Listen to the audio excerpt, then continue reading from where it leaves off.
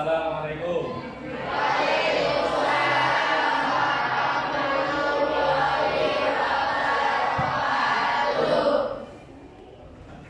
Gimana kabarnya? Sehat semuanya?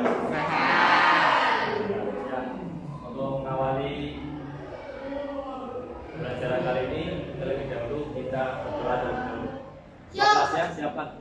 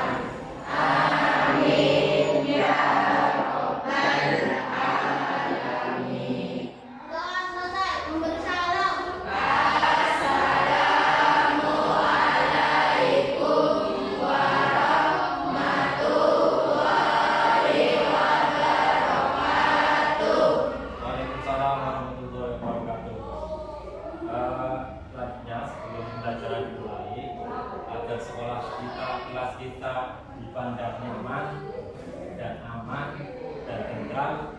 Silakan sampah yang ada di bawah meja, yang ada di bawah kursi diambil dan dibuang keluar. Saya sampaikan. Jadi silakan dibuang keluar ke tong sampah.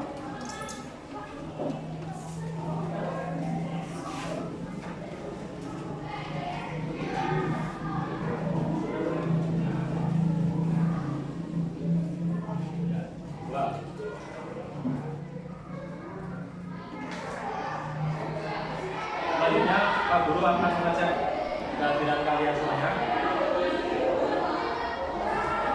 Abi Putra Zainullah, Ade Kurniawan, Adinda Wulandari, Adnia Atika Zahwa, Agustin Rahayu Lestari, Ahmad Syauqi Ilmi. Selanjutnya kita masuk ke materi. Materi pada hari ini kita akan membahas tentang hidup lebih berkah dengan mengamalkan sholat sunnah. Kalian bisa perhatikan slide yang sudah Pak Guru buat berada di papan tulis. Hidup lebih berkah dengan mengamalkan sholat sunnah. Sebelum materi lanjut, Pak Guru akan mengulang materi yang kemarin tentang sujud. Masih ingat tentang sujud? Kemarin Pak Guru sudah menjelaskan tentang sujud. Ada beberapa jenis sujud. Pertanyaan Pak Guru yang bisa kalian jawab, berapa jumlah sujud yang sudah dijelaskan kemarin? Berapa? Ya, ada 3. Ada sujud sahwi, ada sujud tilawah, dan juga sujud sahwi. Jadi sekarang kita akan menyampaikan materi berikutnya, yakni hidup lebih berkah dengan mengamalkan sholat sunnah. Adakah di antara kalian yang pernah melaksanakan sholat sunnah? Ada? Untuk sholat sunnah ada beberapa indikator dan juga kompetensi dasar yang harus kita capai, yakni memahami tata cara sholat sunnah berjamaah dan munfarid, kemudian mempraktekkan sholat sunnah berjamaah dan munfarid, dan indikator pencapaiannya mengidentifikasi ketentuan dan tata cara sholat sunnah berjamaah dan munfarid. Dari materi tentang sholat sunnah kita mempunyai tujuan pembelajaran. Yang pertama, dapat mengidentifikasi ketentuan dan tata cara sholat sunnah berjamaah dan munfarid. Tujuan yang kedua, dapat menjelaskan macam-macam sholat sunnah berjamaah dan munfarid. Setelah selesai pembelajaran, otomatis kalian akan dinilai. Nah, ini dari penilaian sikap, penilaian proses, dan penilaian akhir. Penilaian sikap dilakukan selama pembelajaran langsung. Penilaian proses dilakukan saat diskusi berjalan, dan penilaian akhir dilakukan di akhir pembelajaran dengan mengerjakan soal pada di form. Untuk kegiatan pada hari ini, jika kalian sudah mengerti tujuan, kemudian nanti akan ada penilaian di kegiatan yang pertama. Sebelum kalian berdiskusi sesuai dengan kelompoknya masing-masing, silakan kalian membuka HP kalian dan menonton video YouTube yang sudah Bapak tulis. Silakan ambil HP-nya. Nah, dari hasil YouTube sudah dilihat semuanya? Sudah. Selanjutnya, dari YouTube yang kalian lihat tadi, kalian mencoba untuk merumuskan masalah. Yang kalian lihat, yang kalian tonton tadi, rumuskan masalah macam-macam sholat sunnah berjamaah. Tadi ada beberapa macam sholat sunnah. Kemudian tata cara pelaksanaan sholat sunnah. Dan yang ketiga, hikmah melaksanakan sholat sunnah. Tadi ada rumusan masalah, artinya yang sudah kamu lihat, kamu tuliskan di buku tulis kalian sebelum kalian dibagi per kelompok. Jelas ya? Ya. Setelah kamu merumuskan masalah yang tadi, selanjutnya kamu akan berdiskusi, mendiskusikan rumusan masalah yang sudah kamu temukan di dalam link YouTube yang tadi. Jelas ya? Silakan berbentuk kelompok masing-masing, sesuaikan kelompoknya masing-masing. Silakan. Oke, perhatikan anak-anak yang di sini semuanya. Diskusi yang akan kalian lakukan adalah mencari solusi dari rumusan masalah yang sudah kalian buat. Ada beberapa rumusan masalah, kemudian kamu carikan solusinya. Jelas ya? Kamu cari solusi dari rumusan masalah yang sudah kamu temukan di YouTube, kemudian kamu solusinya bagaimana.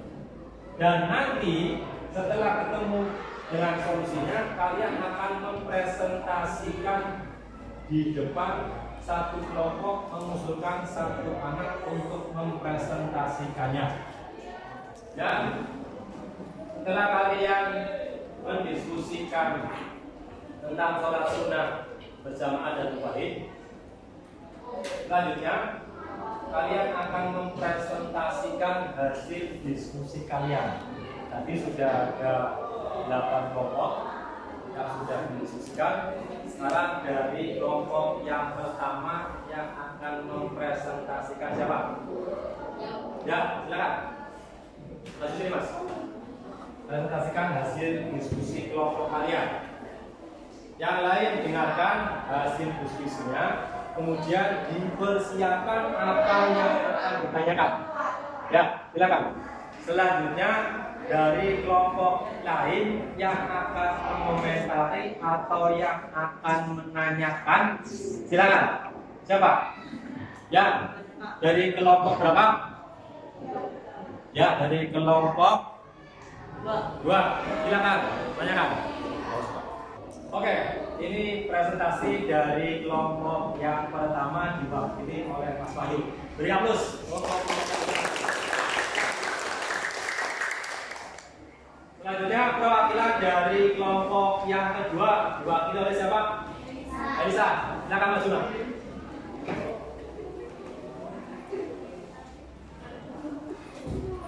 Silakan kelompok yang keenam. Dari siapa? Maju. Ya. Silakan Mbak. Ini bahasa Jawa. Ya, itu presentasi dari kelompok yang keenam. Jadi sudah ada kelompok 1 tadi sampai 6. Sekarang presentasi dari kelompok 6. Silakan yang mau menanyakan dari kelompok lain. Jangan kelompoknya sendiri. Oh ya, Mas Oki, silakan tanyakan.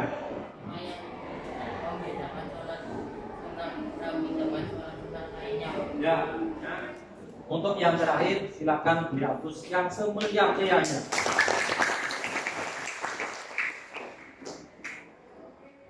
Alhamdulillah, untuk diskusi sudah kalian kerjakan semuanya. Diskusi maupun presentasi juga sudah kalian laksanakan, dan buat juga sudah merasa lega kalian bisa mendiskusikan materi tentang sholat sunnah berjamaah dan juga lain. Selanjutnya, Pak Guru akan mengulas tentang sholat sunnah berjamaah dan sholat sunnah munfarid. Silakan kalian perhatikan manfaat dari sholat sunnah berjamaah dan sholat sunnah munfarid, yakni hidup menjadi berkah dengan mengamalkan sholat sunnah. Tadi sudah dijelaskan bahwa macam-macam sholat sunnah, ada yang dikerjakan secara munfarid atau sendirian, ada yang dikerjakan secara berjamaah, ada pula yang dikerjakan secara berjamaah atau boleh sendirian. Ya. Kemudian tentang ketentuan sholat id, hukumnya akan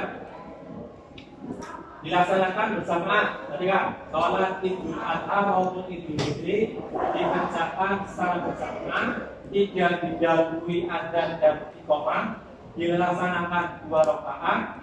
4. Membaca takbir 7 kali pada rakaat pertama dan takbir 5 kali pada rakaat kedua. Takbir 7 kali tidak termasuk takbiratul ihram, dan takbir 5 kali tidak termasuk takbir intikal saat berdiri dari sujud. Ini dari sholat Idul Adha dan Idul Fitri, takbirnya itu 7 sama 5 kali. Yang kelima, di sela-sela takbir disunahkan membaca lafaz Subhanallah walhamdulillah wala ilaha illallah wallahu akbar. Bareng-bareng semuanya, baca ini.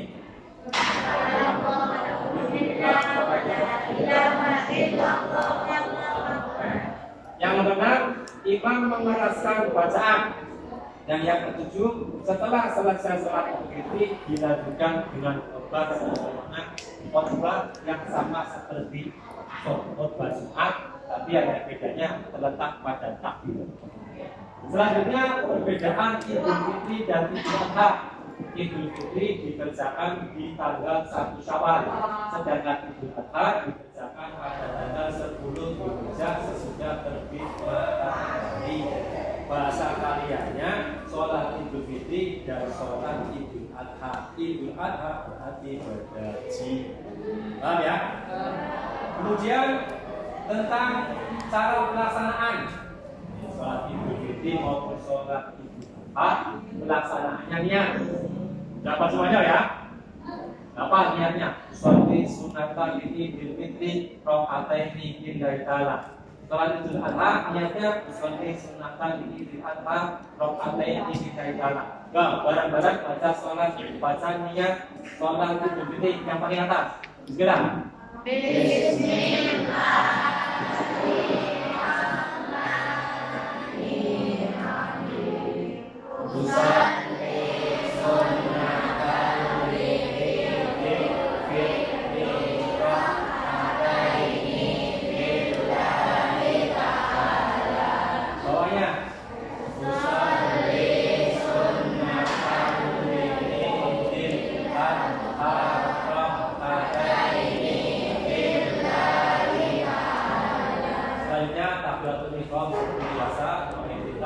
Takbir 7 kali pada rakaat pertama.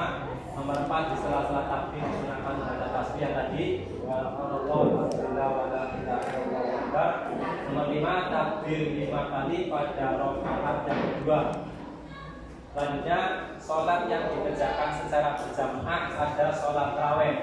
Sholat tarawih ya jumlahnya ada yang 8 rakaat, ada yang 20 rakaat ataupun 36. Ini sekilas. Terus cara pelaksanaan sholat tarawih dari mulai niat usolli sunatan tarawih rakaatain lillahi ta'ala, kemudian takbir iqam seperti biasa, kemudian sholat seperti biasa. Nomor 3, diakhiri dengan salat. Ini sholat tarawih. Sholat tarawih jangan lupa, sholat tarawih hanya dikerjakan di malam bulan Ramadan. Selain bulan Ramadan tidak boleh mengerjakan sholat tarawih. Terus, sholat istikharah. Kalian bisa lihat dari gambar di sini, sholat istikharah adalah sholat sunnah dengan maksud memohon petunjuk dari Allah untuk menentukan pilihan yang paling baik di antara dua atau lebih. Contoh, misal kalian akan mendaftar di SMA yang mana? Ada dua pilihan. Maka kalau kalian bingung, kalian melaksanakan sholat istikharah, menentukan pilihan mana yang tepat menurut Allah. Paham ya? Kemudian tata cara pelaksanaan sholat istikharah. Pelaksanaan sholat istikharah seperti biasa. Kalau kalian lihat ada niat satu membaca surat Al-Fatihah. Di rakaat yang pertama dilanjutkan membaca surat Al-Kafirun. Pada rakaat kedua membaca surat Al-Ikhlas. Setelah salam dilanjut berzikir dan berdoa. Ini doanya. Lihat doanya. Doa ketika kalian sholat istikharah. Pak Guru akan membaca dulu, nanti diikuti oleh kalian. Lihat baik-baik. Doa sholat istikharah. Allahumma inni astaghfiruka bi'ilmika wa astaghfiruka biqudratika wa as'aluka min fadlikal azim fa innaka taqdiru wa la aqdiru wa ta'lamu wa la a'lamu wa anta 'allamul ghuyub. Allahumma in kunta ta'lamu anna hadzal amra khairun li fi dini wa ma'ashi wa aqibati amri faqduhu li wa yassirhu li thumma barik li fihi wa in kunta ta'lamu anna hadzal amra syarrun li fi dini wa ma'ashi wa aqibati amri fasrifu anni fasrifi anhu faqdul li khaira fa'tukana thumma arjini. Ini doa setelah kalian melaksanakan sholat istikharah. Artinya apa doa tersebut? Pak Guru akan menunjuk kalian untuk membaca arti dari doa sholat istikharah. Silakan Pak, baca artinya. Yang lain bisa nikah. Ini setelah kalian mempelajari beberapa macam sholat sunnah, baik sholat sunnah yang dikerjakan sendirian, sholat sunnah dikerjakan berjamaah, atau sholat sunnah yang bisa dikerjakan sendirian atau berjamaah. Ini hikmah kalian mengerjakan sholat sunnah. Satu, menyempurnakan sholat fardu. Dua, cerminan ungkapan rasa syukur. Tiga, diuraikan permasalahan dan pemecahan masalah. Empat, membukakan pintu rezeki. Lima, menghapus dosa-dosa. Enam, menambah keberkahan hidup. Tujuh, jiwa menjadi tenang dan tentram. Itu prestasi dari Pak Guru tentang pembelajaran sholat sunnah munfarid ataupun berjamaah. Sampai di sini ada yang mau menanyakan tentang sholat sunnah berjamaah munfarid? Ya, kalau tidak ada, Pak Guru anggap ini sudah selesai. Ya, jadi pertemuan hari ini sudah cukup sampai sekian. Untuk tugas minggu depan, kalian silakan membawa alat sholat. Laki-laki membawa peci sama sarung, perempuan membawa pena.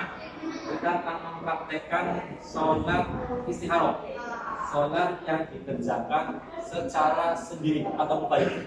Jadi minggu depan kalian nanti akan mempraktekkan sholat istikharah dan berikut dengan doanya. Doa setelah sholat istikharah kalian dapatkan juga kita akan melakukan sholat sunnah istikharah yang dikerjakan secara munfarid. Dari sini dari awal sampai akhir, kalau memang tidak ada pertanyaan, Pak Guru akan menutup pertemuan ini dengan membaca hamdalah bersama-sama. Alhamdulillahirabbil alamin. Terima kasih. Dengan saya, assalamualaikum warahmatullahi wabarakatuh.